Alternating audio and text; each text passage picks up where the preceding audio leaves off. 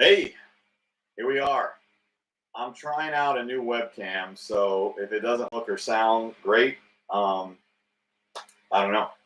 I think it's gonna be okay. It's gonna take some adjustments. I'm looking at the screen now. It looks like it's definitely getting a wider reach here. A little on the yellow side, but that's the light, and I can actually change that. But I'm not gonna mess with that right now. Anyway, let's just get right into it. So I try not to collect toys anymore. I really don't, but occasionally something comes by my way and I just can't say no. And that was this American Psycho Patrick Bateman bloody action figure.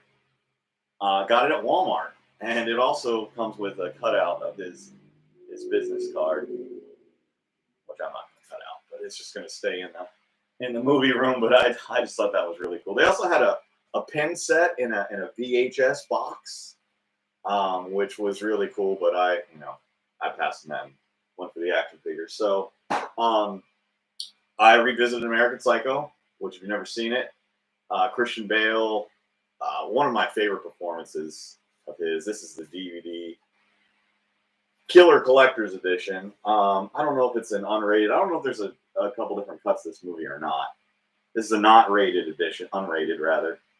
Um, this movie's great. If you like slasher movies, if you like movies set in the 80s, serial killer movies, if you like Christian Bale, I would recommend this. I think it's still my favorite character this day. There's some super surreal, comical kills in this movie. There's one with a chainsaw off of a balcony. I don't want to ruin it if you've never seen it, but it's just his character's a little ridiculous. The business card scene too. Everyone always talks about the business card scene with himself and his coworkers comparing business cards. It's a really memorable scene. But if you've never seen it, check it out. I think it might even be streaming as well. Find a physical copy. Great movie, American Psycho. So this isn't brand new. A friend a little while ago got me this Indiana Jones action figure, which these are actually, this box is how those figures look. This is a reproduction of what they look like. I didn't have a lot of these, and from what I understand, this toy line did not do that well, which is really a shame and surprising because the movie, I think, did well. And this is my favorite character that Harrison Ford has ever played. I did have, when I was a kid, I had two Indiana Jones action figures. I had him in the, I guess it was the Nazi disguise where he steals a uniform off a uniformed soldier, and then I also had this guy right here in that jacket with the burned,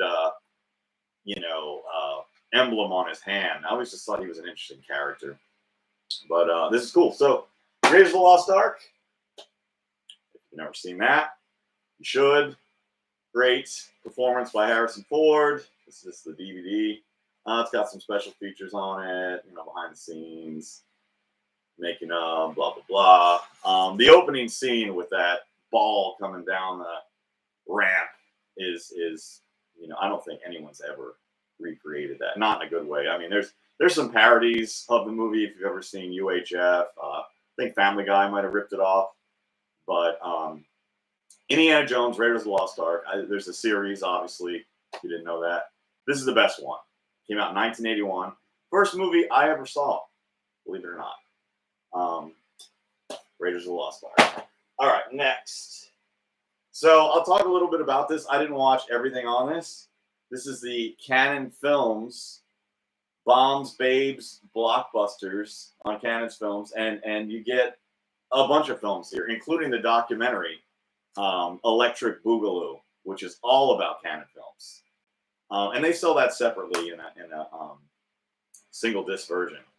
So on this compilation, you got Missing in Action, Invasion USA, Cobra, Delta Force, Masters of the Universe, Over the Top, Bloodsport, The Hitman, Hellbound, and like I said, Electric Boogaloo. So I watched Over the Top with Sylvester Stallone, which I believe is I think it was the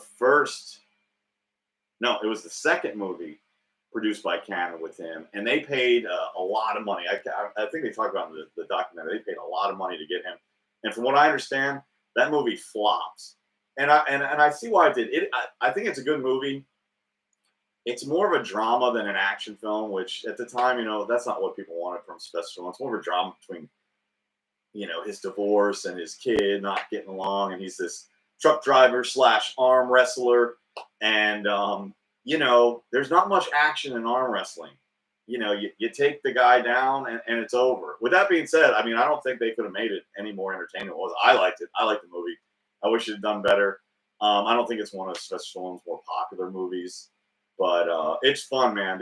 Some of his nemesises, arm wrestling nemesises are really cool, and it's a good movie. Check it out. Over the Top, 1987. Check out this box set. All right, moving on. Okay, Mask. So I loved this cartoon when I was a kid, and I've had this DVD for a while, and I started revisiting it, and unfortunately, it just didn't catch me. It was entertaining when I was 5, not so entertaining when I was 45. I had some of the toys, like they were cool. They were minifigures, which some people didn't like minifigures. They were not the 3.5. They were like, I don't know, 2 inches or so. So some people didn't like the toys for that.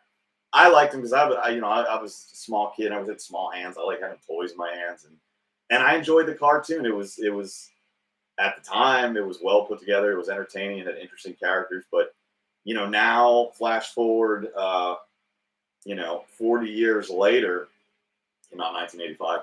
Wasn't doing it for me. Now that's not saying that it's bad. It's unentertaining. I'm just saying for me, in my age and in my brain, this wasn't doing it for me. But I don't know. If you have kids, maybe let them check it out, see what they think. Because when I was a kid, I loved this damn show. Mask. Okay. All right. We kind of briefly mentioned this one last week. This is Dino Croc. I've been sitting on this DVD for about 10 years. Finally opened it. It's been in the watch mountain for that time, and it just kept passing up. I don't know. It's got everything. Like, it's got made by Roger Corman. It's got Costas Mandylor from the Saw series. It's a cheese fest. With that being said, it was all right. It's nothing I would run out to see or get. It's rated R. It's made by Roger Corman. The practical effects I thought were pretty good. And, it was fun. It was entertaining. It served its purpose. But it's nothing I'd really write home about. But I don't know. Find a cheap copy. Catch it somewhere. Give it a shot. You might dig it more than me. This one was kind of mediocre for me. So anyway. All right. Ice Cream Man. So this is the Vinegar Syndrome Blu-ray release. Again, you know how I feel about slipcovers. They're the same. I'm not going to get into that. But anyway, so this came out a while ago. I think early 90s, 1994.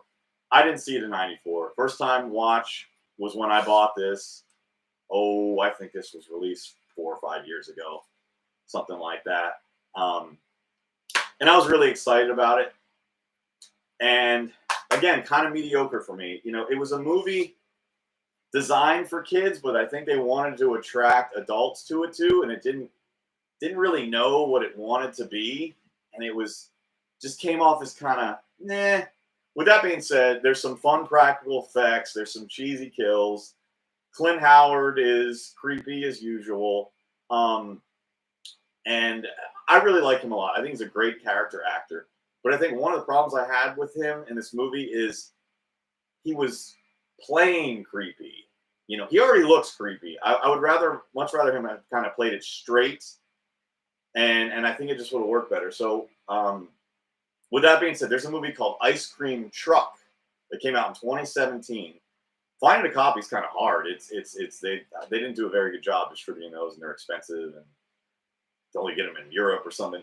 Anyway, it is streaming on Prime. It's called Ice Cream Truck, and the actor in that movie played that role exactly how I want. It's a little more of a serious movie, and the guy played it kind of slow and creepy. He had a bit of an English accent. What flavor of ice cream would you like? I think it was more Irish, actually.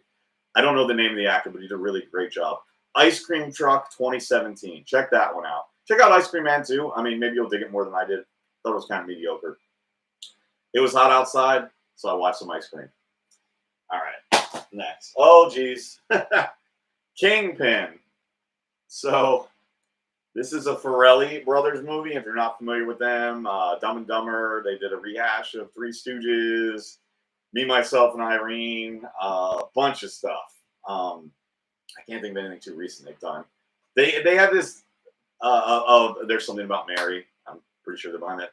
They have this style of comedy. It's really kind of over the top and gross, and there's shocking stuff. And I really like their movies. With that being said, KingPin is my favorite that they've ever done. You know, Woody Harrelson, Randy Quaid, Vanessa Angel on a bowling adventure, and it is disgusting, hilarious, and entertaining. If you've never checked out KingPin, check it out. You will not be upset. I mean, if you don't like gross things, if you're offended or you just can't handle it, probably stay away from this. But you know, if you like goofy comedy like I do, you're gonna love this. And this is actually an unrated Blu-ray. There's two versions of the movie. There's an R-rated and a PG-13. I think the R-rated version is 117 minutes. Theatrical version 113 minutes. So I'm pretty sure I've seen the unrated. I would have had to because there's some gross stuff in there. But you know what we get with those extra 4 minutes, I don't know. I never watched both versions back to back, but I really love this movie. I revisit it all the time, and I just happened to catch it. So KingPin. All right. Next, okay, Charles Bronson, one of my favorite action stars. Kind of an unlikely action star. Like he was really kind of a little bit older, I think, when he started really getting notoriety. And I think he's probably best known for the Death Wish movies. I mean, he's in all kinds of stuff. Magnificent Seven, The Great Escape, 10 to Midnight. 10 to Midnight's a great one. But this time around, I watched Death Wish 3. So there's 5 Death Wish movies. Oh, it's like a 3-discer here. In this particular release, it's Death Wish 2, 3, and 4. All of them are great. With that being said, part 3 is special. It is so over the top and ridiculous. It almost feels like it shouldn't exist. And it's my favorite of the series. The last 20 minutes, I don't think any filmmaker has ever achieved what that movie has achieved. I mean, they are straight up shooting up a city, blowing up buildings, bad guys are dying left and right. And it's a little cheesy. And let me give you an example of why it is. So, you know, you got all these gang members going against Bronson and his M4 and his buddy with a zip gun. And it's like 2 guys versus 1,000 guys. At one point, one of the bad guys, you know, of all the weapons he could be wielding, you guys got guys with machetes and chains and handguns, machine guns. One guy comes running and he's got a damn plunger in his hand. You know, did the producers just run out of weapons? Like, here, you know, take this plunger. That'd be a good weapon. You know, did they think it was funny? Was it a joke? I don't think so. I think they just were anything in the kitchen sink. They were just giving the bad guys here. Fight Bronson with anything you can. Maybe the plungers will do the job. That'll take out Bronson, you know. Cheesy kills, fun kills. There's some actors that weren't that well known. Alex Winter, Bill and Ted, he's in it. He's one of the bad guys, and he's got a pretty decent part, you know, for a henchman. And he's ridiculous. All the bad guys are ridiculous. They got this goofy symbol on their head, and they have like a layer, and it's, you know, it's like, how are these guys operating? You know, like what are they? And they're not really dealing drugs. They're not, you know, it's like, where are they getting their money from to fund their bad guy community? I don't know. It doesn't matter. What matters is that Bronson is taking these MFers out and in the best way possible with a giant machine gun. So Death Wish 3, watch them all. Watch that one first. You know, I like it the best. There you have it. Okay. All right. Last but not least, we got Dr. Giggles. So I recently revisited this. Larry Drake, R.I.P. Also, I think fairly well known for the Dark Man movies. He's the bad guy in that. I thought he did a great job. He's got just a creepy way about him. I always liked that actor. And this movie's I think it's probably a little cheesier than some of his other performances. With that being said, it's really fun. What's most memorable for me about this movie is his one-liners. Like, he's got some great one-liners. So at one point, this couple is, they're about to get hot and heavy in a bedroom, and this dude is trying to put a rubber on, and I guess, he ditches it. He gets in the bed under the sheets, and you can tell there's a body under the sheets, and he's creeping through the sheets, and he lifts it up, and it's Dr. Giggles with a scalpel, and Dr. Giggles is like, I hope you have protection. And it's just, I laugh every time I see it. And then, he makes an incision. They don't go too graphic on it, but you know what he cuts off. There's other cheese ball lines in this movie. This is a good double feature with The Dentist. I got it right here. I didn't watch it, but never seen The Dentist. And there's a sequel to it too. I think this one just got the first one. I don't have the sequel, unfortunately. The Dentist has Corbin Burnson, and he's another mad doctor. This is almost kind of a subgenre, like the killer doctor movies. So anyway, Dr. Giggles came out in '92. Wow, I thought it was a little younger than that. Early '90s. Great performance from Larry Drake. Fun cheeseball slasher-esque movie. So anyway, that's it. We'll catch you next week. I'm working on having a guest for next week. I don't know who it is going to be. I'm working on a couple. We'll see who's available. But we'll try. It'll probably be a little later in the day. I'm an early bird. Most of my friends, wake up at noon. So, catch us next week, Thursday. I'm going to try to rig it for Thursday. It could be Wednesday or Thursday, depending on what they can do. But we're going to try to have a guest. It's going to be an actor or actress from some of my films. And, we'll talk some stuff with them, man.